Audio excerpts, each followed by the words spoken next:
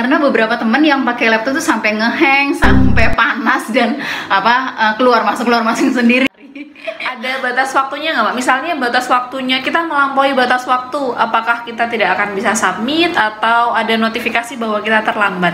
Nah Mbak, kalau waktu pelaksanaan itu mikrofonnya harus di on kan atau di mute? Kemudian videonya juga gimana? Apakah harus on terus atau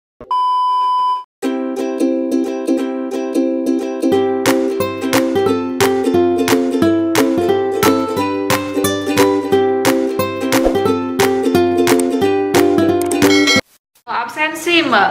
Terkait absensi itu boleh nggak izin? Misalnya sakit gitu, boleh nggak? Ada nggak yang izin gitu? Makasih udah klik video ini. Jangan lupa klik tombol subscribe dan nyalakan notifikasinya. Happy watching this video!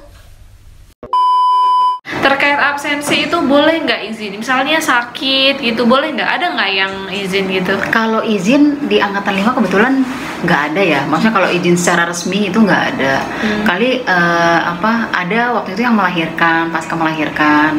Itu tapi maksudnya tetap mengikuti, cuma dengan video tanpa video ya, maksudnya tanpa video. Jadi cuma sesekali aja buka video gitu. Karena kan kalau di rumah sakit privacy. Oh, jadi diperbolehkan dengan alasan tertentu ya. Oh, jadi masih di rumah sakit? Masih di rumah sakit, teman-teman. Jadi latsar itu tidak mengenal sakit. Ataupun kita harus selalu standby itu ya. Sama sih waktu dulu aku offline juga ada beberapa yang hamil, bahkan sudah hamil besar, itu pun seluruh kegiatan kelas harus ikut. Hanya waktu praktek PBB, nah itu yang nggak boleh ikut.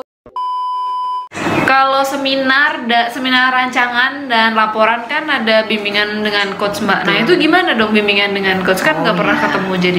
Kebetulan jadi sharing aja ya, maksudnya kalau saya dengan coach gitu kebetulan kelompok coachingnya itu sama dengan fasilitator.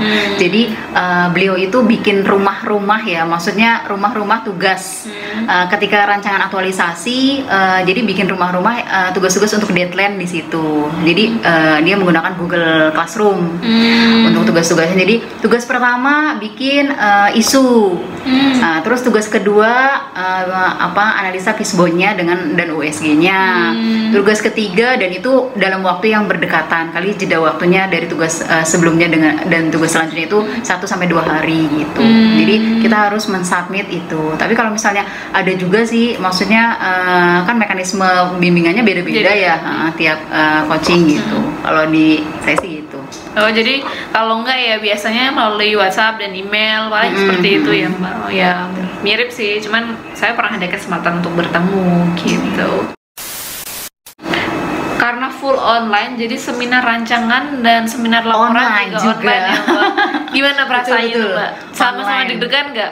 Kira-kira lebih enakan mana sih online sama mungkin offline? Kayaknya online kali ya. Iya, online ya.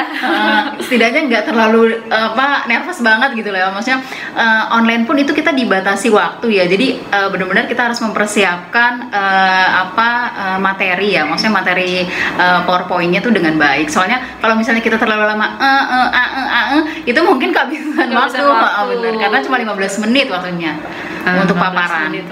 Jadi baik online maupun offline sebenarnya hampir sama ya, karena tetap harus menyiapkan PowerPoint sebelumnya dengan baik. Nah bedanya kalau online mungkin kita nggak senervous waktu offline ya. Kebetulan aku udah seminar rancangan offline, seminar laporan online.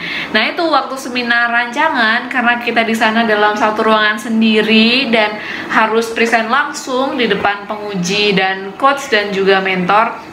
Nah itu kita bahkan kalau online mungkin kita masih bisa menyiapkan catatan-catatan yang dengan mudah bisa kita raih ya, bisa kita baca. Tapi ketika kita offline, masa kita di depan mau sambil baca, itu kan nggak bisa. Nah itu salah satu kelebihan seminar online. Tapi deg-degannya sama aja ya Mbak, sama-sama deg-degannya gitu. Menurut Mbak Rika nih, tantangan latsar online itu apa sih Mbak? Tantangannya yang pertama ya itu ya, kita terbatas juga sih, maksudnya kayak tadi kita mau makan nih, mungkin ada kalau yang offline ada break jamnya, kita kan nggak ada ya, jadi benar-benar pinter-pinter kita untuk bisa menyiasati itu kayak gimana gitu loh. Terus yang kedua itu mata. Lagi-lagi mata pegel kita ini ya, maksudnya ketika sudah rada mulai terlalu lama, biasanya kita minta break terus kita melakukan peregangan. Oh iya, benar. Ya kita gerak-gerak sedikit lah, nanti habis itu lanjut lagi kayak gitu. Gitu sih. Iya. Tantangannya itu ya Mbak. Kuota gimana Mbak? Kuota apa kabar? Itu dia kuota. Kemarin coba pakai tethering biasa ya, maksudnya itu sehari bisa menghabiskan 9 giga. 9 giga dalam satu hari, teman-teman. Bayangkan kalau pakai kuota internet nggak pakai wifi ya, gimana itu? Yang pasti sih ya udah boros lah pokoknya. Terus ya kuotanya. Ada ini nggak Mbak? Kalau aku dulu kan karena tadi yang masalah makan ya. Kalau makan kan disiapin karena waktu istirahatnya kan nggak panjang. Apalagi yang online masih harus sambil ngerjain tugas. Nah itu kalau untuk Mbak Rika ngekos ya kalau nggak salah. Nah itu untuk yang ngekos gimana Mbak? Apakah pesen Gojek dari waktu itu bisa atau harus sudah siap dari pagi? Oh sudah siap dari pagi kalau makanan. Makanya sudah siap dari pagi. Makanan sudah siap dari pagi. Soalnya nggak ada waktu ya, karena kan jeda siang juga nggak terlalu lama. Terus apalagi kalau misalnya ada tugas yang masih harus running di siang hari, jadi sambil makan sambil ngerjain gitu. Nah jadi teman-teman yang nanti harus mempersiapkan latsar online sendiri harus sedia makanan sebelum latsar dimulai. Betul. Jangan harap untuk Gojek, GoFood dengan makanan tiap hari ya. Jadi selain mikirin mau belajar apa hari ini, mau makan apa hari ini ya. Betul. Penting banget. Itu tantangan juga menjaga imun. Ya benar, itu menjaga imun tantangan juga karena waktunya terkuras, energinya harus fokus. Betul. Jadi asupan gizinya juga harus dijaga teman-teman gitu ya. Masa nanti tiap hari makan ini terus kan juga bosan ya Mbak. Nggak sehat juga loh. Iya benar, nggak sehat, nggak gerak, duduk terus gitu. Sarannya apa Mbak bagi teman-teman yang sebentar lagi mau latsar online nih? Mungkin ada yang dari pengalaman Mbak Rika ada yang bisa disampaikan ke teman-teman. Mungkin kalau misalnya perlengkapan sih ya pasti disiapkan perlengkapan, segala baju dan lain-lain ya. Terus termasuk laptop dan jaringannya ya, yang jaringan stabil. Terus kalau misalnya untuk pelaksanaan, biasanya sih jaga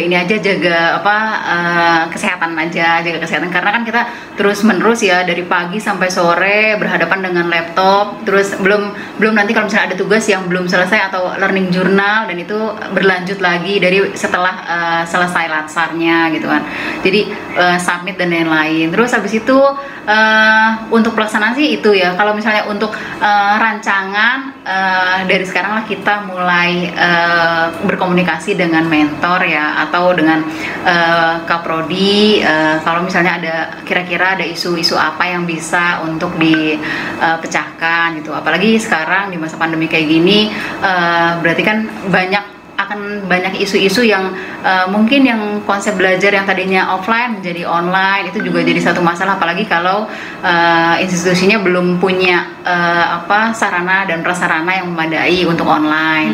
Mungkin itu bisa menjadi isu-isu, mulai mencari isu dan mulai menyusun kira-kira kita mau memecahkannya dengan seperti apa gitulah, melakukan analisa kayak gitu. Berarti mulai cari masalah ya Mbak. Jadi teman-teman sebelum latsar teman-teman bisa mulai cari masalah ya. Tapi cari masalahnya dalam tanda kutip ya, untuk nanti yang akan teman-teman bawa atau teman-teman jadikan acuan ketika pelaksanaan latsar CPNS gitu ya Mbak. Selain tadi harus jaga kondisi, kemudian mungkin bisa kali ya mulai menyusun menu apa yang akan menemani teman-teman tiap hari. Nah itu berarti kalau kemarin seluruh peserta dari rumah ya Mbak? Mereka yang dia di kampus sih kebetulan online-nya, jadi berdekatan kayak gini lah, jarak yang satu dengan nggak jauh gitu, kali jeda 1 kosong bangku kosong gitu. Tapi maksudnya di kampus kalau mereka gitu. Oh jadi itu juga bisa jadi salah satu strategi ya Mbak, mungkin bisa di kampus dengan wifi kampus yang pasti hemat kuota, dan juga ada teman-teman yang lain jadi bisa saling kasih semangat, kemudian bisa kalau mau diskusi bisa lebih cepat ya. Tapi teman-teman harus ingat tetap menjaga dan menerapkan protokol kesehatan gitu. Oke teman-teman, terima kasih banyak Mbak Rika atas waktunya yang udah mau sharing untuk tentang pengalaman latsar online ya. Nah teman-teman, kalau masih ada pertanyaan yang sekiranya tadi belum terjawab, silahkan tulis di kolom komentar. Nanti aku bakalan buat sesi kedua kalau memang masih ada pertanyaan yang belum terjawab ya. Baik teman-teman yang mau melaksanakan latsar online, selamat bersiap-siap. Semoga diberikan kelancaran sampai dengan selesainya latsar CPNS. Sukses buat kita semua. See you on the next video. Assalamualaikum warahmatullahi wabarakatuh. Terima kasih Mbak Rika. Terima kasih Mbak Dina.